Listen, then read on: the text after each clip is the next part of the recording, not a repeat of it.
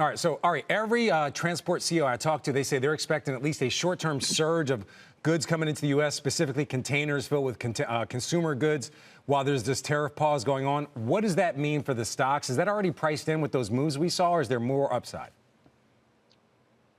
No, to the contrary, I actually think transports have lagged year to date, and so you're 100% right. We've had this sharp bounce back in the last couple of days, but I think there's still more room to run. I mean, what you've seen is everybody got very nervous for very understandable reasons about just kind of a collapse of global trade.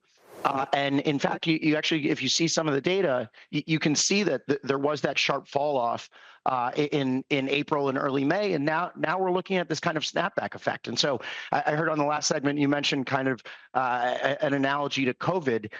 That's kind of what we're looking at here in a very mini way, where you had this sharp drop off and then this catch up that's now set to occur, and I think that's going to be very good for transports. And in fact, actually, as we look at transport stocks, we think they have kind of this leveraged play on the broader economy, and so I think it sets up very well for transports to kind of catch up here to the broader market. All right, that's your broader view. You can't really invest in the Dow. Transports, the IYT is one popular way a lot of people invest in transports. Like I mentioned, our European colleagues, they actually heard from the CEO of Hapag-Lloyd this morning. I want to play a soundbite and also ask you a question after we listen.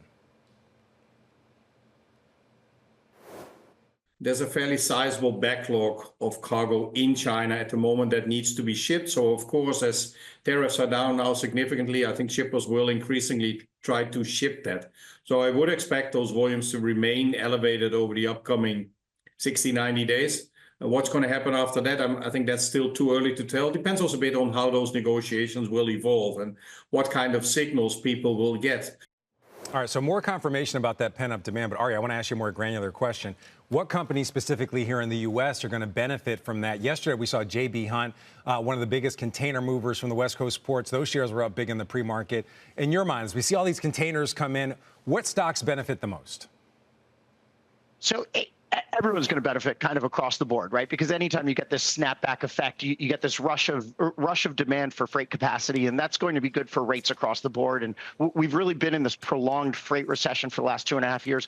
This looks like it could be kind of the solution to some of these problems that have existed now for some time and have been an overhang to the broader industry. But when you think specifically about the companies that benefit the most, typically air freight carriers, you're going to see some catch-up demand there, and some of that is just because retailers who are looking to replenish inventories might not have the time to wait for a ship to cross the ocean, and instead they might shift some of that merchandise to air freight. So UPS and FedEx, which I heard you mention earlier as being some of the big gainers in the last couple of days, I think those are very well positioned, and frankly, they're pretty cheap too. And so from a valuation basis, we like both FedEx and UPS right now. All right. We had some other news yesterday about the de minimis provision when it came to tariffs. It was lowered. The tariff level was lowered, but that $100 fee still is in place. Who benefits from that the most? Obviously, UPS and FedEx, they move some of those products as well. But in general, does it have a broader effect when it comes to the transports, or is that just a small piece of the puzzle?